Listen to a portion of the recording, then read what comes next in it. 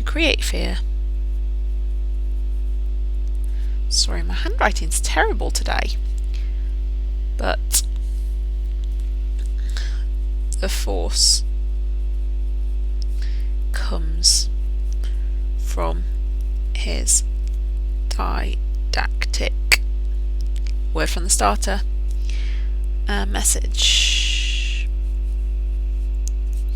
Okay, so if you've not got your 3 bullet points down, which you should have, just make sure you've got that copied out now.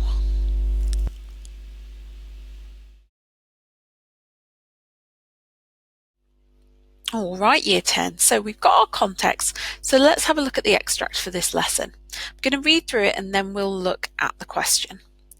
The phantom slowly, gravely, silently approached. When it came, Scrooge bent down upon his knee, for in the very air through which the spirit moved it seemed to scatter gloom and misery. It was shrouded in a deep black garment which concealed its head, its face, its form, and left nothing of it visible save one outstretched hand.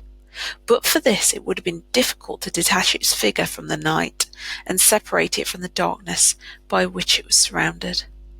He felt that it was tall and stately when it came beside him, and that its mysterious presence filled him with a solemn dread.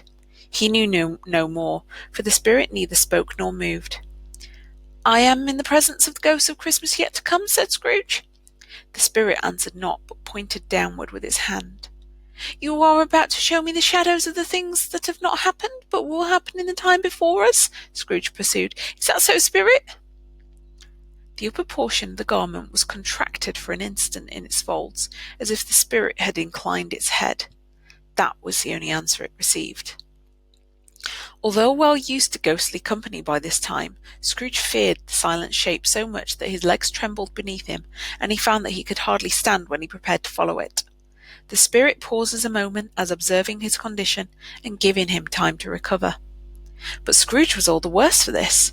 It thrilled him with a vague, uncertain horror to know that behind the dusky shroud there were ghostly eyes intently fixed upon him, while he, though he stretched his own to the utmost, could see nothing but a spectral hand and one great heap of black. Okay, so that's our extract. Let's have a look at our question. Starting with this extract, how does Dickens present the power of the supernatural? Okay, so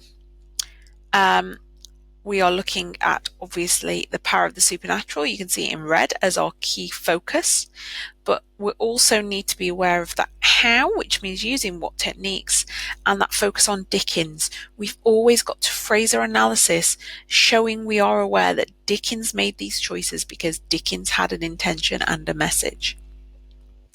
So it says write about how Dickens presents the supernatural in this extract, how Dickens presents the supernatural and its effects on Scrooge in the novel as a whole.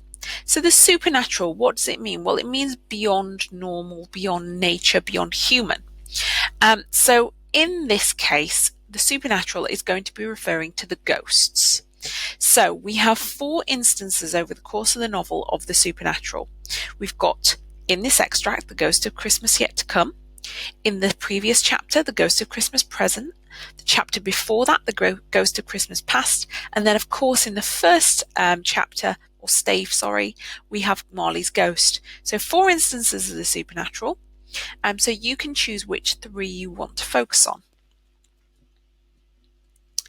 So here we have a grid that's going to help you plan out a response.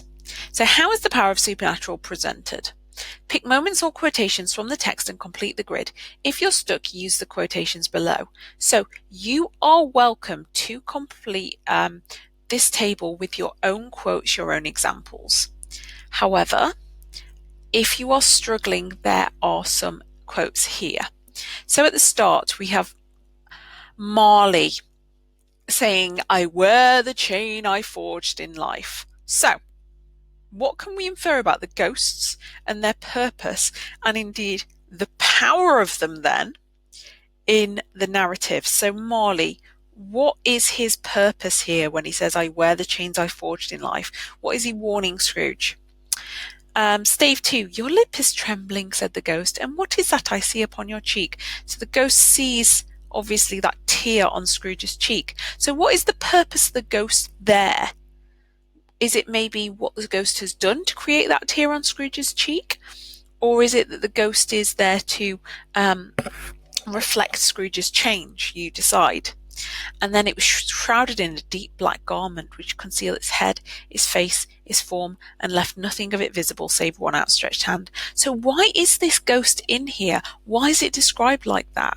Is it to create that fear, to try and scare the reader and Scrooge into change?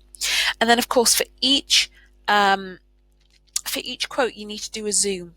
So we looked at chain and we looked at forged in Stave 1 when we did the reading. So either of those words would be great for zooming. Here I might zoom on that on the technique there, so I might zoom on that interrogative sentence. So the use of questions to show that, you know, the ghost is making Scrooge reflect on himself. Or maybe I might go for trembling. That when things tremble, they're usually weak. What is weakening in Scrooge here? Moving forward, we have the black. So, you know, a colour that's associated with Gothic and fear. I think shrouded.